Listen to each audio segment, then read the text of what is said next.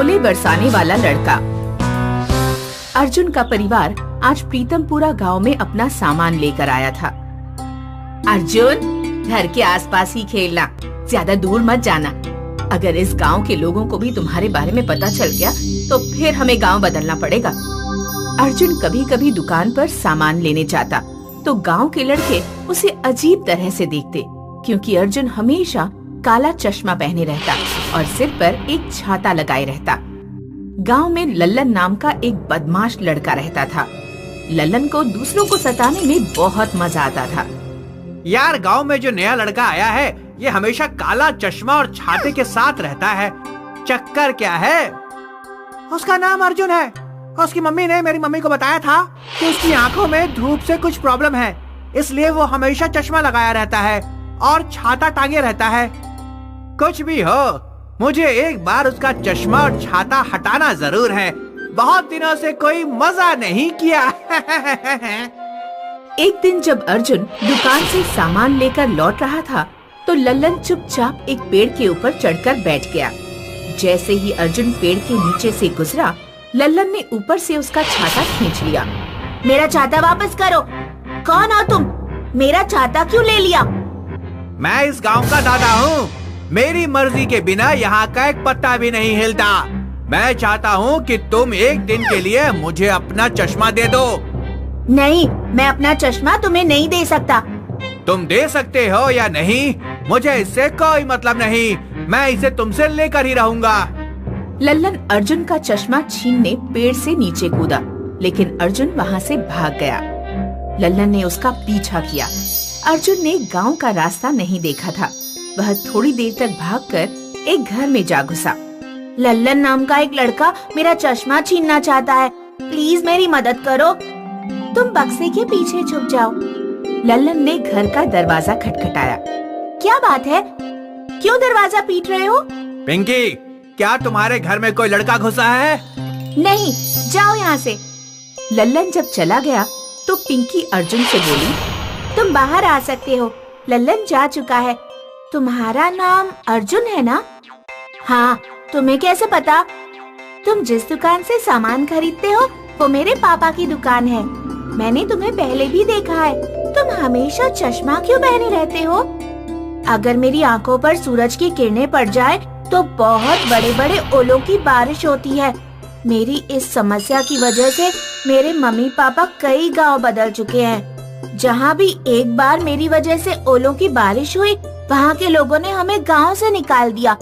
अगर यहाँ भी कुछ ऐसा हुआ तो हमारा परिवार यहाँ भी नहीं रह पाएगा। ये कैसी अजीब बीमारी है? ये तुम्हें कब से है? जब से मैं पैदा हुआ तब से है। एक जादूगर ने मुझे ये चश्मा और छाता दिया था, वरना मेरा इस पृथ्वी पर कहीं भी रहना मुश्किल हो जाता।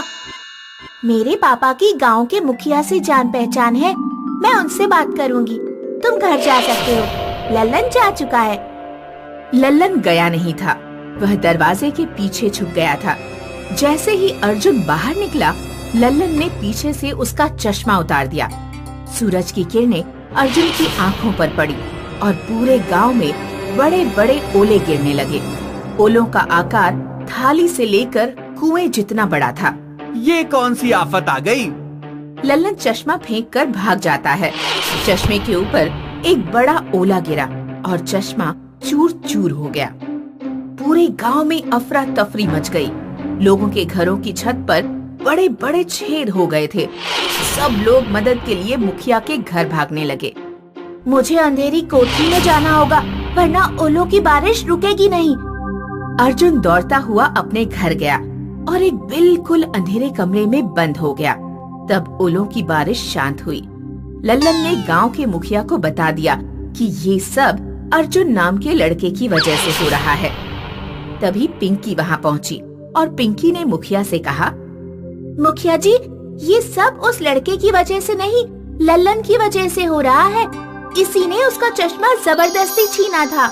पिंकी मुखिया और गांव वालों को सारी बात बता देती है। लल्लन, जब तुम्हें पता था कि उस लड़के को ऐसी समस्या है, तो तुमने उसका चश्मा क्यों छीना? ओलों की बारिश के लिए वो लड़का नहीं, तुम जिम्मेदार हो।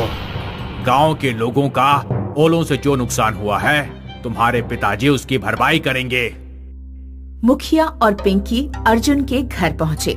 मुखिया जी, अपने बेटे की तरफ से मैं माफी मांगती हूँ, लेकिन आप हमें गांव से ना निकालें।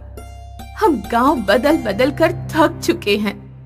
मैं आपकी समस्या समझता हूँ। पिंकी ने मुझे सब बता दिया है। गलती आपके बेटे की नहीं थी, ये सब लल्लन की शैतानी की वजह से हुआ है। अर्जुन इस समय कहाँ है? वो अंधेरे कमरे में बंद है। अभी उसका वहीं रहना सही है। मैं टबोला नाम के एक जादूगर को जानता हूँ, शायद वो अर्जुन की कुछ मदद कर पाए। अर्जुन की आंखों पर मोटी पट्टी बांधकर उसे टबोला जादूगर के पास ले जाया गया। पता नहीं तुम्हें याद है या नहीं, लेकिन मैं एक बार गांव में गया था तो मैंने तुम्हें पहले भी एक चश्मा दिया था। मैं आपको अभी देख तो नहीं सकता, लेकिन मुझे आपकी आवाज ध्यान है। उस समय हम चमचापुर गांव में रहते थे। जादूगर ने अपनी जादुई शक्तियों से अर्जुन को एक नया चश्मा और छाता बनाकर दे दिया। हीरालाल अपने गांव का सरपंच था। उसकी 2 बेटियां थीं, करिश्मा और रवीना। बड़ी बेटी करिश्मा हमेशा एक कमरे में बंद रहती थी। रवीना, तेरी बड़ी बहन चुड़ैल है क्या, जो हमेशा घर में बंद रहती है? रवीना को जब गांव की लड़कियां चिढ़ाती तो वह अपने माता पिता से जाकर कहती, माँ, पिताजी, करिश्मा मेरे साथ क्यों नहीं खेलती? आप उसे स्कूल भी नहीं भेजती। मुझे रोजाना स्कूल जाना पड़ता है। आखिर वह हमेशा कमरे में बंद क्यों रहती है? गांव वाले कहते हैं कि वो चुड़ैल है। करिश्मा चुड़ैल नहीं है बेटी, तुम बाहर जाकर खेलो। करिश्मा की तबीयत ठीक नहीं रहती, इसीलिए वो कमरे में बंद रहती है। रवीना जब चली जाती है तो हीरालाल की पत्नी हीरालाल से कहती है, इस तरह कब तक हम करिश्मा को बंद करके रखेंगे? आज नहीं तो कल लोगों को उसकी असलियत पता चल ही जाएगी। बेहतर होता कि मैं उसे पैदा ही न करती। जो हो चुका है उसके लिए रोने का कोई फायदा नहीं। मीनापुर गांव में जादूगर बाबा रहते हैं, शायद वो कुछ कर पाए। कल मैं करिश्मा को उन्हीं के पास लेकर जाऊंगा। अगले दिन हीरालाल करिश्मा को लेकर जादूगर के पास पहुंचता है। क्या समस्या है बेटा? इस लड़की के हाथ क्यों बांध रखे हैं? समस्या ये है बाबा जी कि ये लड़की जिस चीज को छूती है वो बर्फ बनकर जम जाती है। इसलिए डर के मारे हमें इसे कमरे में बंद करके रखना पड़ता है।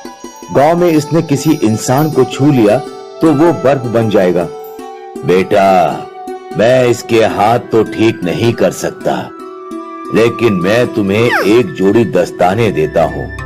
अपनी बेटी को ये दस्ताने पहना दो, ये जमेंगे नहीं। इन्हें पहनने के बाद ये घर से बाहर निकल सकती है। करिश्मा दस्ताने पाकर बहुत खुश हुई, क्योंकि अब वह किसी भी चीज को अपने हाथों से पकड़ सकती थी। बेटी, तुम बाहर घूम सकती हो, लेकिन अपना राज किसी को मत बताना, वरना लोग तुमसे डरकर भागेंगे, या हो सकता है कोई तुम्हारा गलत फायदा उठाने की कोशिश करे। करिश्मा अपनी छोटी बहन के साथ खेलने लगी। उसने बाजार जाकर घूमना फिरना भी शुरू कर दिया। कोई दस्तानों के बारे में पूछता तो वह कह देती कि हाथ गंदे ना हो, इसलिए दस्ताने पहनती है। सरपंच की बड़ी बेटी को बचपन से किसी ने नहीं देखा था। जब वह बाहर निकलने लगी तो लोग उसकी सुंदरता देखकर मंत्र मुग्ध रह गए हैं। वैसे गांव में भूरी की सुंदरता के चर्चे होते थे, लेकिन अब सब लोग करिश्मा के बारे में चर्चा करने लगे। सरपंच की बड़ी बेटी देखी, इतनी सुंदर लड़की तो मैंने अपने जीवन में नहीं देखी। अपने हाथों की सुंदरता को बनाए रखने के लिए दस्ताने पहनती है। भूरी को गांव के लोगों की बात सुनकर बहुत चिढ़ होने लगी। हाथों की सुंदरता के लिए दस्ताने पहनती है? कहीं ऐसा तो नहीं हाथों की बदसूरती छिपाने के लिए दस्ताने पहनती हो? इसके दस्ताने तो मैं उतरवा कर रहूंगी। भूरी का जन्मदिन आने वाला था। वह अपने जन्मदिन की दावत देने करिश्मा के घर पहुंची। करिश्मा, कल रात मेरी जन्मदिन की पार्टी है, तुम जरूर आना। हाँ, तुम आओगी ना? देखो, मना मत करना प्लीज। ठीक है, मैं आऊंगी। रात में करिश्मा भूरी के घर पहुंची। भूरी ने केक में पहले से ही कुछ मिला दिया था। करिश्मा ने केक खाया तो वह बेहोश हो गई। जब उसे होश आया तो वह बिस्तर पर लेटी हुई थी और उसके दस्ताने गायब थे। मेरे दस्ताने कहाँ गए? करिश्मा दस्ताने ढूंढने के लिए रूम में रखी अलमारी खोलती है। जैसे ही वह अलमारी को छूती है, अलमारी जम जाती है। वह दरवाजों पर हाथ मारती है, दरवाजा बर्फ बनकर जम जाता है। करिश्मा खिड़की से कूदकर बाहर जाती है। कहीं तुम इसे तो नहीं ढूंढ रही हो?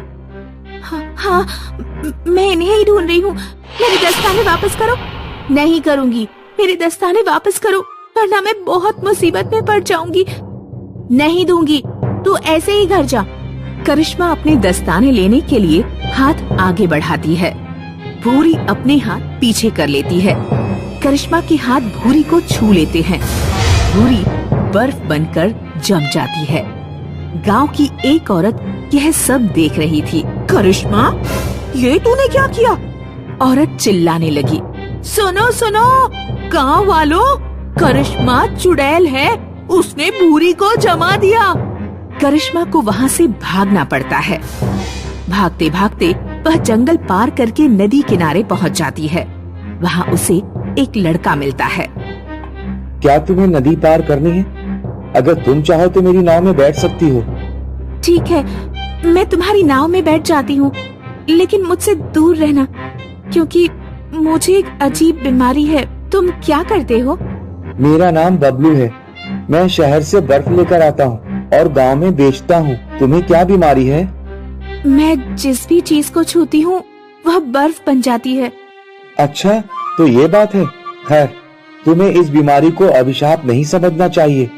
लड़का एक बाल्टी में पानी भरता है और करिश्मा से पानी में उंगली डालने के लिए कहता है। करिश्मा जैसे ही पानी में उंगली डालती है, पानी बर्फ बन जाता है। यदि तुम चाहो तो तुम मुझसे विवाह कर सकती हो। तुम इसी तरह बर्फ जमाना और मैं बर्फ बेचूंगा। इस तरह मेरा खर्चा बच जाएगा। लेकिन मेरे दस्ताने मेरे गांव में ही रह गए हैं और मेरे माता पिता भी मेरी चिंता कर रहे होंगे। तुम चिंता मत करो, तुम एक पत्र लिख दो, मैं वो तुम्हारे माता पिता तक पहुंचा दूंगा और तुम्हारे दस्ताने तुम्हारे गांव से वापस ले आऊंगा।